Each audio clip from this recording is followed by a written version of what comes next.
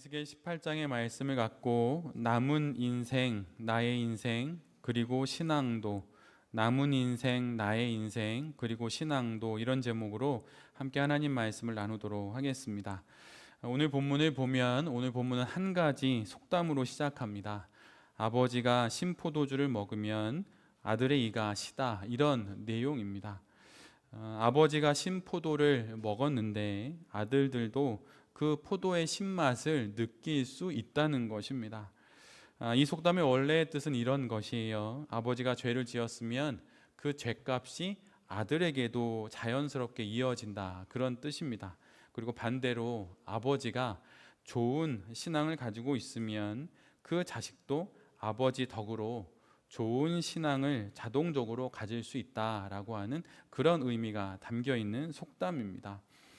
우리의 속담으로 말하자면 이렇게 말할 수 있죠. 그 아버지의 그 아들, 그 어머니의 그 딸, 부전자전, 콩 심은 데 콩 나고 팥 심은 데 팥 난다, 이렇게 말할 수 있을 것입니다. 아버지와 어머니가 행한 대로 자녀들이 행하고 부모의 삶이 그대로 자녀들에게 영향을 끼친다라고 하는 그런 내용이지요. 그래서 윗물이 맑으면 아랫물도 맑다, 이런 이야기가 될 것이고, 만약 윗물이 흙탕물이면 그 아랫물인 자녀들도 흙탕물이 된다, 이런 내용이 될 것입니다. 그런데 특이하게도 이 말씀을 전함에 있어서 떠오른 책이 한 권이 있었는데, 그것은 바로 가게에 흐르는 저주를 끊어야 산다라고 하는 책이었어요. 되게 오래된 책입니다. 독특하게도 한국의 기독교는 그 안에를 자꾸 들여다보면은 무속의 느낌들이 있는 것이 아주 많습니다. 그래서 그런지 지금으로부터 벌써 수년 전이 됐는데도 지금도 기독교의 언저리에만 있었던 사람들도 이 책의 제목은 다 알고 있어요. 가게에 흐르는 저주를 끊어야 산다. 공전의 히트를 쳤던 책입니다. 여러분 읽으실 필요는 없습니다. 전혀 읽으시면 도움 안 됩니다. 지극히 무속적이고 지극히 사이비적이고 지극히 이단적입니다. 여러분, 가게에 흐르는 저주가 있습니까? 여러분, 가게에 흐르는 저주는 없습니다. 성경이 말하는 내용 중에 그런 것은 없어요. 하나님께서는 더 이상 아버지가 신포도를 먹으면 아들의 이가 씌어지고, 그래서 가게에 흐르는 저주가 있고 이따위 것은 없다라고 말씀해 주십니다. 에레미야 31장 29절로 30절의 말씀을 보면 이런 말씀이 기록되어 있어요. 그때가 오면 사람들이 더 이상 아버지가 신포도를 먹었기 때문에 자식들의 이가 시게 되었다라고 하는 말을 하지 못할 것이다. 오직 각자가 자기의 죄 때문에 죽을 것이다. 신포도를 먹는 그 사람의 이만 실 것이다. 이렇게 에레미야를 통해서 우리에게 말씀을 전해주시고 있습니다. 오직 그 포도의 신맛을 맛볼 수 있는 사람은 오직 그 포도를 입에 머금고 있는 자신뿐입니다. 우리에게 가게에 흐르는 저주가 있는 것이 아닙니다. 그런 것이 아니라 원가정, 내가 태어난 가정을 원가정이라고 하죠. 원가정에서 성장하면서 갖게 된 어릴 적의 분위기와 또 정서가 있을 뿐인 것이에요. 이러한 것들은 고정된 것이 아닙니다. 그리고 확정된 것도 아닙니다. 성장하면서 내가 갖게 된 이 정서와 분위기에 의문을 품고 질문을 던져가면서 하나님을 인격적으로 만나면 그 모든 것들은 충분히 개선되고 보완됩니다. 그리고 오히려 더욱 건강한 인격과 거룩한 신앙 인생으로 살아갈 재료가 됩니다. 우리가 겪는 모든 상처들이 여러분 우리를 무너뜨립니까? 여러분, 그렇지 않습니다. 그것은 오히려 우리가 하나님 앞에서 그 문제를 어떻게 푸느냐에 따라서 그냥 상처로 남아있을 수도 있고, 또는 다른 방면으론 우리에게 도움이 되고 또한 배움이 될 수도 있는 것입니다. 중요한 것은 내가 어떤 가정에서 태어났고 어떤 사건을 겪었느냐라고 하는 것이 아니라 내가 그것을 통해서 내가 무엇을 얻었느냐라고 하는 것입니다. 그것에 대해서 내가 스스로 어떤 판단을 하고 어떤 결정을 내렸는지, 그것이 훨씬 중요하다는 것이에요. 물론 어릴 적에, 우리가 아직 많이 어릴 적에 불우한 환경에서 자라고 또는 불신 가정에서 성장을 할 때 어린아이 또는 청소년 스스로 그 분위기나 정서에서 벗어나는 것은 매우 어려운 일입니다. 거의 되지 않지요. 그래서 그 영향을 고스란히 받습니다.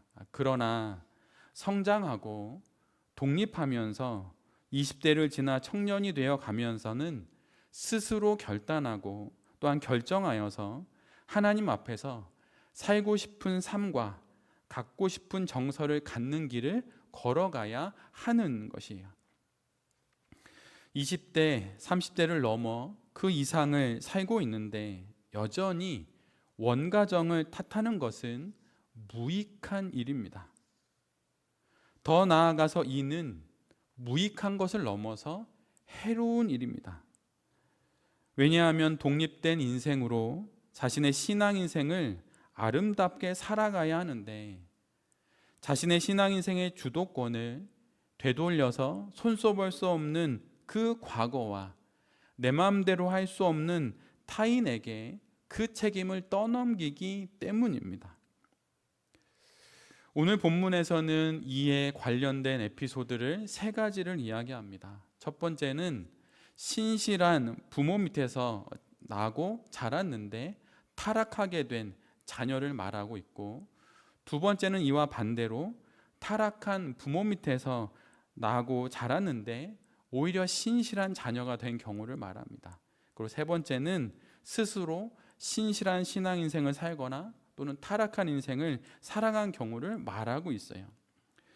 첫 번째 경우, 즉 신실한 부모의 양육 속에서 자랐지만 부모와는 달리 타락한 자녀가 된 경우, 이 말씀은 성경에 여러 번 등장합니다. 대표적인 인물이 사무엘과 그의 두 아들입니다. 여러분, 사무엘이 누구입니까? 사무엘상 1장과 2장을 보면 사무엘의 어머니인 한나가 하나님께 간절히 기도하여서 얻게 된 자녀입니다. 그는 결혼을 했지만 자녀가 없었습니다. 그래서 성전에 올라가서 기도를 하는데 마치 술 취한 사람처럼 여겨질 정도로 그렇게 간절히 하나님께 기도합니다. 그리고 기도를 하고 만약 자녀를 주시면 그를 하나님께 바치겠다는 서원까지 하죠. 그렇게 해서 얻은 자녀가 사무엘입니다. 그리고 세월이 지나서 한나는 자신의 서원대로 아기가 젖을 뗄 무렵에 사무엘을 하나님께 바칩니다. 성경에서 젖을 뗄 무렵이라고 하는 그 번역은 3년 정도 됐을 때를 뜻해요. 3살 정도 됐을 때를 뜻합니다. 여러분, 아이가 3살쯤 되면 엄마 아빠 다 알아봅니다. 그리고 말도 해요. 대화가 가능합니다. 두 발로 걸어다니고 뛰어다니고 물으면 대답하고 질문도 합니다. 아이가 가장 이쁠 때가 그때예요. 근데 한나는 바로 그때 사무엘을 하나님께 바칩니다. 그리고 이후에 사무엘은 이스라엘 역사에서 가장 위대한 사사 중에 한 명이 되죠. 그가 얼마나 위대한 사사였던지, 이미 사무엘은 죽었는데 위기에 처한 사울 왕이 죽은 사무엘을 다시 만나려고 여러 일을 벌이기까지 합니다. 그 정도로 매우 신실했던 사람이 사무엘입니다. 그런데 정말 놀라운 것은 그 사무엘에게 요엘과 아비야라고 하는 두 아들이 있었는데 그들은 사무엘과 정반대의 인생을 살아갑니다. 사무엘상 7장과 8장을 보면 사무엘은 이제 노인이 되었고 그의 아들들이 이제 사무엘의 역할을 대신해야 될 때가 되었습니다. 그런데 바로 그때 이스라엘 백성들은 다른 나라와 같이 자신들에게도 이제는 왕을 달라고 그렇게 간청을 합니다. 왜 그들이 그렇게 한 것입니까? 그 이유는 바로 사무엘의 아들들 때문입니다. 그들이 그릇된 판결을 내리고 공정하지 않은 결정을 내리고 그렇게 됨으로 말미암아 이제 그들을 못 믿게 된 것이에요. 그래서 우리 이스라엘도 이젠 다른 이방 나라들처럼 왕을 택해서 왕을 세워서 왕정 정치를 시작하고 싶다라고 이야기하게 된 것입니다. 결국 사무엘의 이 두 아들로 인해서 하나님이 직접 다스리는 이스라엘은 역사 속으로 사라지고 이방 나라들과 같이 왕이 다스리는 왕정이 시작되는 것이에요. 아버지와 어머니의 신앙이 좋다고 자녀들의 신앙이 자동적으로 좋아지는 것이 아닙니다. 아버지가 목회자라고 자녀들이 목회자 같은 인생을 사는 것이 아니에요.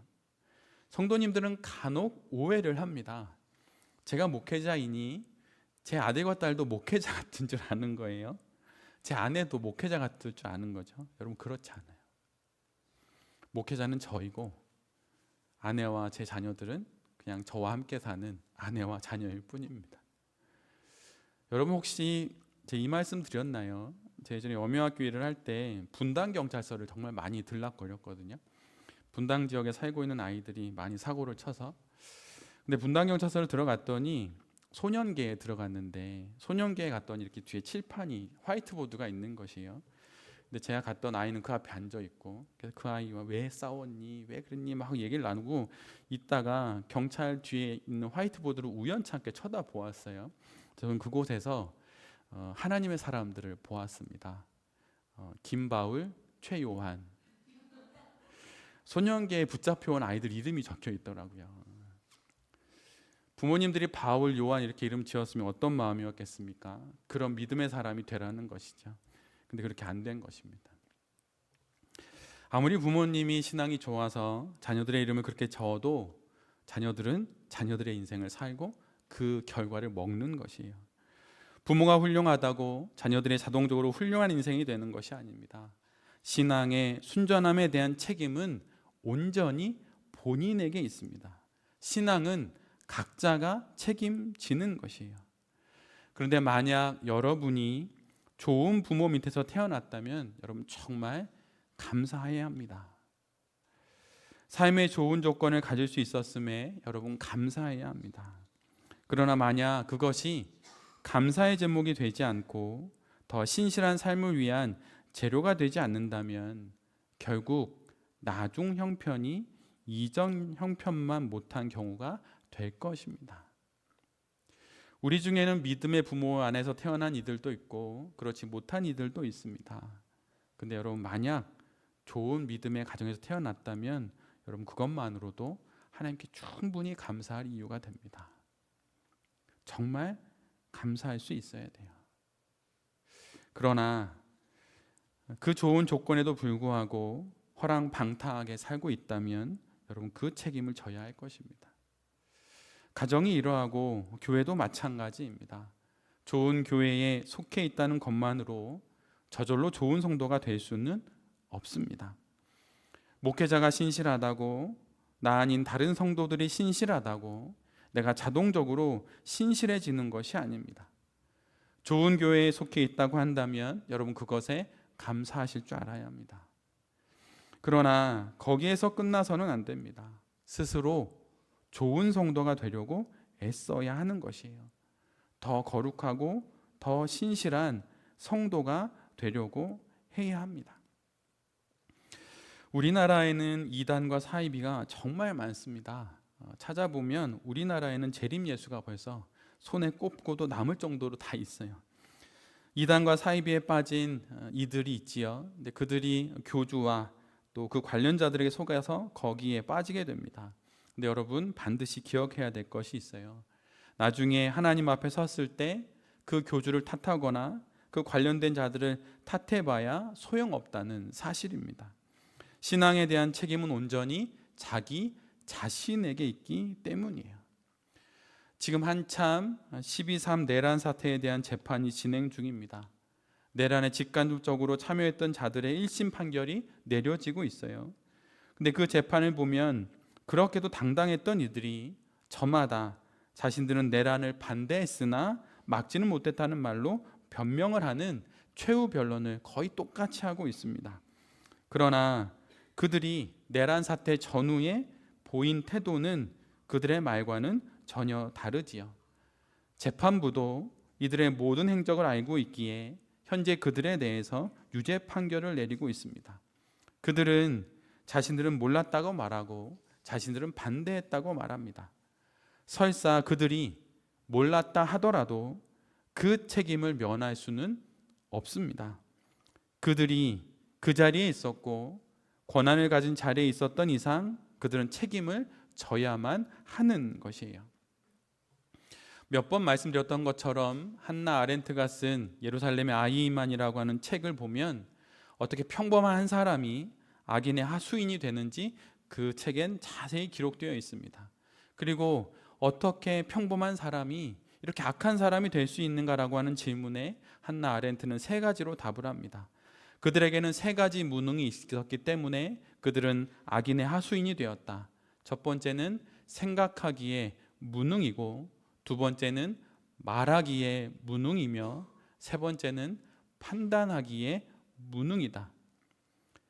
그들은 말하지 않았습니다. 그리고 그들은 판단하지 않았습니다. 그리고 그들은 말하지 않았고, 생각하지 않았고, 말하지 않았고, 판단하지 않았기에 결국 이로 인해서 그 잔인한 일에 하수인이 되고 만 것이에요. 하수인이 되었다고 책임을 면할 수는 없습니다. 책임은 온전히 자신이 지는 것이에요. 여러분, 신앙도 마찬가지입니다. 책임은 본인에게 있어요. 좋은 것은 나 때문이고 나쁜 것은 저 사람 때문이다 이렇게 말할 수 없는 것입니다. 내 신앙의 모든 책임은 결국은 내가 지는 것입니다. 오늘 본문을 보면 두 번째 에피소드처럼 나오는 것은 아버지의 타락에도 불구하고 선한 사람으로 살았던 그런 이야기인데, 바로 여기에 해당되는 사람이 요시야 왕입니다. 남유다의 최악의 왕인 므낫세가 요시야의 할아버지이고, 그 할아버지를 그대로 따라했던 아몬이라고 하는 자가 요시야의 아버지였습니다. 2대에 걸쳐서 그 어렵고 힘든 그 악한 인생을 살았던 사람들의 모든 영향을 그대로 받은 것이에요. 근데 놀랍게도 요시야는 아버지도 할아버지도 닮지 않고 그 윗세대인 히스기야 왕을 닮습니다. 그는 자신이 따라야 할 왕이 누구인지 알았고 자신의 삶에 대한 입장을 정했습니다. 그는 아버지의 입에 신포도가 아니라 자신이 먹는 신포도로 자신의 배를 채우기로 결정한 것이에요. 그래서 그는 할아버지도 아버지도 아닌 하나님을 온전히 따랐던 히스기야의 본을 따라 살아가기로 결정하는 것이죠. 신앙 인생은 요시야처럼 이렇게 하는 것입니다. 다른 사람과 교회를 핑계 삼을 수 없다는 것이에요. 하나님에 관한 온전한 가르침이 없었다 말할 수 없습니다. 오히려 가르침이 없다 말할 것이 아니라 배움이 없는 내 자신을 돌아봐야 하는 것이에요. 지금처럼 신앙생활하기가 좋은 때는 없습니다. 실은 목회자로 살아가면서 한 10년 전, 15년 전만 해도 어떤 성경 한 구절을 찾아보기 위해 주석 몇 권 옆에다 세워놓고 읽었어야 되는데, 지금은 컴퓨터로 뚜닥거리면 제가 알고 싶었던 내용들이 바로 나옵니다. 그리고 책으로 다시 한번 확인하면 정말 그 내용이 그대로 적혀 있어요. 듣고 싶은 주제의 설교를 손쉽게 스마트폰을 통해 들을 수 있고, 부족한 내용을 배울 수 있는 신앙 서적도 아주 많습니다. 핑계 댈 수가 없다는 것이에요. 그러기에 여러분 스스로 깨어서 자신의 신앙 인생을 책임지며 여러분 신앙 인생을 살아가야 하는 것입니다. 내 신앙의 책임은 내가 지는 것입니다. 그렇게 책임을 지며 살아갈 때 결국 우리를 통해서 하나님께서 이루시고자 하시는 일들이 이루어지게 되는 것입니다. 이번 달 추천 도서 중에 한 권인 그 책의 제목처럼 우리 모두는 죽는다는 사실을 기억해야 합니다. 한번 태어나 누구를 탓하며 살기에는 인생은 참으로 소중합니다. 그래서 온전히 내 스스로 내 인생을 책임져야 하는 것이에요. 여러분, 인생은 참으로 짧습니다. 벌써 5월, 6월 매일 성경 순이 나왔어요.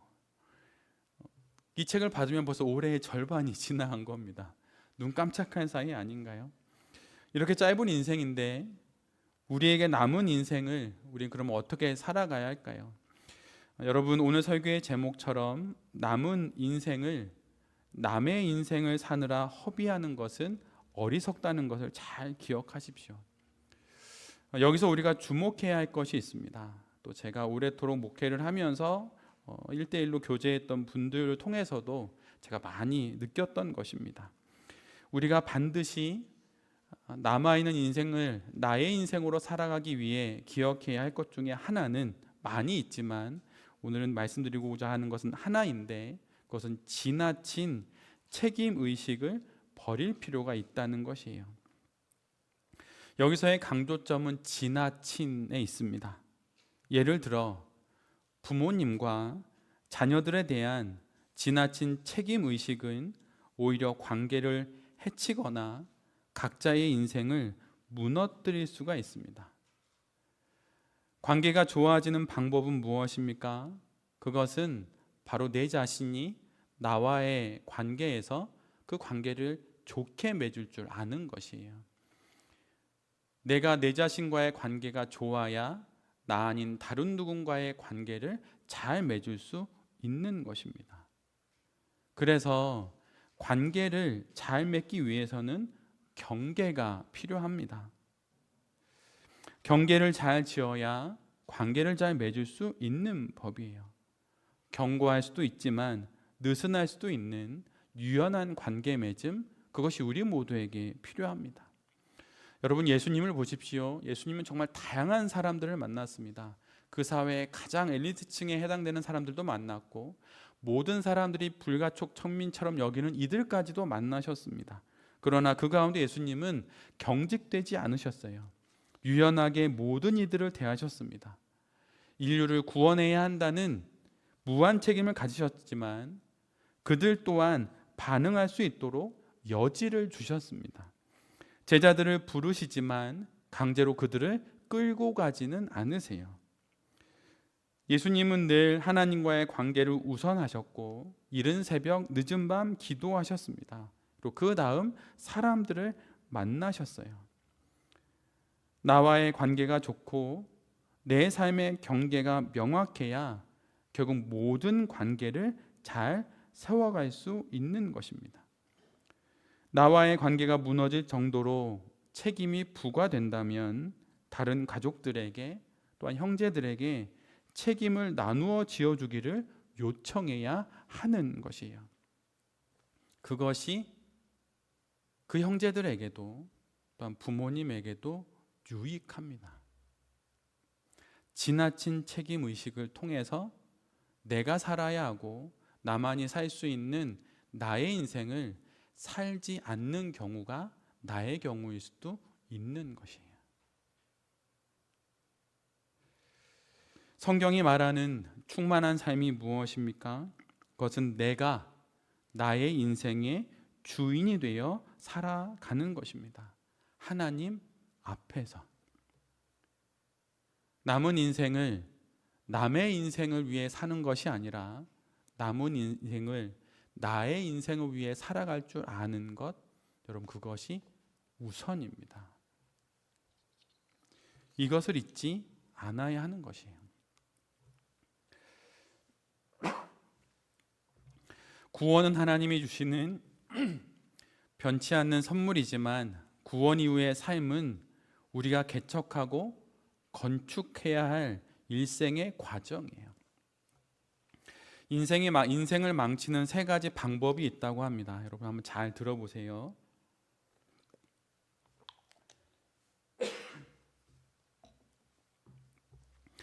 인생을 망치는 세 가지 방법이 있는데 그건 첫 번째로 부정적으로 생각하라는 것입니다. 일단 무엇이든 부정적으로 생각하는 것이에요. 난 못해, 난 안 해, 난 망했어, 이렇게 말하는 것이죠. 두 번째는 미리 예단하는 것입니다. 해보지 않았는데, 가보지 않았는데 미리 판단하는 것이에요. 안 될 거야, 없을 거야, 이렇게 말하는 것입니다. 셋째는 남에게 신세지려고 하는 것입니다. 남에게 기대어서 인생을 사는 것이에요. 부정적으로 생각하고 미리 예단하고 남에게 기대어 삶을 살려고 할 때 인생은 망한다는 것입니다. 그렇다면 인생을 잘 살기 위해선 이 이외에 반대로 살면 되겠지요. 첫 번째로 긍정적으로 살라는 것입니다. 지금 우리 모두는 기쁨의 50일을 지나고 있습니다. 데살로니가 교회를 향한 사도 바울의 말처럼 항상 기뻐하는 것이 성도의 삶이에요. 그래서 여러분 항상 긍정적이어야 합니다. 여러분 이것을 잊지 마십시오. 세상의 자기계발서의 이야기가 아니에요. 하나님 우리에게 말씀하시는 게 무엇입니까? 항상 기뻐해라, 항상 긍정적이 되라 라고 말씀하시는 것입니다. 두 번째는 일단 부딪혀 보라는 것입니다. 마주하라는 것이에요. 예단하지 않고 가보고 해보고 도전하라는 것입니다. 막상 가보면 할 수 있는 것이에요. 피하면은 피해자가 되지만 직면하면 개척자가 되는 것입니다. 오바마 대통령이 했던 이야기가 있어요. 미국의 대통령이 되어서 온 세계의 최고 정상들을 만난 이후에 그가 느꼈다는 것이에요. 막상 만나보니 그들도 사람이더라. 부딪혀 보면 자신이 상상했던 것과는 다른 모습을 발견하게 된다는 것입니다. 그래서 일단 부딪혀 봐야 하는 것이에요. 그리고 세 번째로는 주도적으로 사는 것입니다. 신세지려하지 말고 이 모든 것을 내 스스로 하고 내가 하는 것이에요. 여러분 하나님과 동행한다는 것은 무엇입니까? 그것은 하나님과 동행한다는 것은 내가 행동한다는 것이에요. 동행이라고 하는 글자를 앞뒤를 바꾸면 행동이 되죠. 여러분 하나님과 동행하십니까? 그럼 여러분 행동하십시오. 그것이 하나님과 동행하는 것이에요. 신앙 인생에서 예수로 산다는 것은 스스로 한다는 것입니다. 예수로 살아요, 예수로 살아요 이렇게 말할 때 그것은 바로 스스로 사는 것입니다. 아브라함, 요수아, 헬셀이 이런 이야기를 했어요. 마음은 영혼의 목소리다. 그런데 그 마음의 영혼의 목소리인 마음으로는 어떤 일도 할 수 없다는 것이에요. 마음을 수없이 먹어도 그 어떤 일도 일어나지 않습니다. 그러나 행동할 때, 그 영혼의 손과 발로 행동할 때 비로소 일이 일어나게 되는 것이에요. 그러기에 신앙 인생에서 예수로 산다는 것은 스스로 한다는 것입니다. 다른 사람 의지하지 않고 오직 하나님만을 의지하는 그런 인생을 사는 것이에요. 이것이 바로 내가 내 삶의 주인이 된다는 의미입니다. 아브라함도 고향과 친척과 아비의 집을 떠났습니다. 야곱도 집을 떠났습니다. 요셉도 떠났습니다. 모세도 떠났습니다. 그들은 떠나서 비로소 하나님 앞에 설 수 있었고 그때 비로소 그들은 그들의 인생을 살기 시작한 것이에요. 고향을 떠나고 집을 떠나고 친척을 떠나고 하나님 앞에 서겠다는 이 신앙의 입장을 갖는 것, 이것이 바로 거룩한 삶의 시작인 것입니다. 이 입장을 정하면 그 이후의 모든 판단과 선택과 결정은 이것에 맞춰지기 마련입니다. 신앙 인생은 내가 사는 것입니다. 신앙은 언제나 변화가 가능하고 성장하기도 합니다. 이미 지나버린 과거에서 지금 겪는 문제의 원인을 찾지 않아야 합니다. 왜라고 묻지 않아야 해요. 애굽을 생각하지 않아야 합니다. 우리에게 애굽이 무엇입니까? 이미 지나버린 과거예요. 거기에 왜라고 묻습니까? 거기에서 왜 원인을 찾습니까? 그럴 것이 아니라 어떻게라고 물어야 하는 것이에요. 왜라고 물으면 과거로 돌아가고 남 탓을 하지만 어떻게라고 물으면 오늘 여기에 집중하고 자신이 할 수 있는 일을 찾게 되는 것입니다. 이것이 바로 신앙으로 살아가는 것이에요. 누가 가서 복음을 전할까라고 하는 이 말씀에 이사야가 제가 하겠습니다 라고 말했던 것처럼 신앙은 내가 하는 것입니다. 자녀들을 키우는 양육의 목적이 무엇입니까? 여러분 독립이에요. 잊지 마십시오. 목회자로서 제가 여러분을 목양할 때 저의 목양의 목표도 여러분의 독립입니다. 여러분이 하나님 앞에 1대1로 서는 그곳까지 제가 몰아가는 것이에요. 바로 그것이 우리의 신앙의 마지막 종착지라는 것을 기억하면서 여러분의 인생을 스스로 잘 살아가십시오. 주변을 핑계대고 누구 때문이라고 그렇게 말하지 마십시오. 그것이 아니라 우리에게는 선택의 자유가 있습니다. 이 교회를 선택할지, 저 교회를 선택할지, 이 목사님의 말씀을 들을지, 저 목사님의 말씀을 들을지, 오늘 기도할지 기도하지 않을지 다 나의 선택에 있는 것이에요. 그걸 통하여서 우리는 그 선택의 자유로 주도적으로 하나님의 방향으로 나아가는 인생을 사는 것입니다. 신앙은 우리에게 자유를 주고 그 자유로 주체적으로 하나님 앞에서 살게 합니다. 그러니 여러분, 주도적으로 내 삶의 주인이 되어 그 자유로 하나님을 선택하며 살아가십시오. 그것을 통해서 후회 없는 인생을 살아가십시오. 인생은 한 번 그러게 마지막으로 살게 됩니다. 그러기에 남은 인생을, 남의 인생을 사는데 허비하지 마십시오. 방법을 모르겠으면 여러분 방법을 찾아보십시오.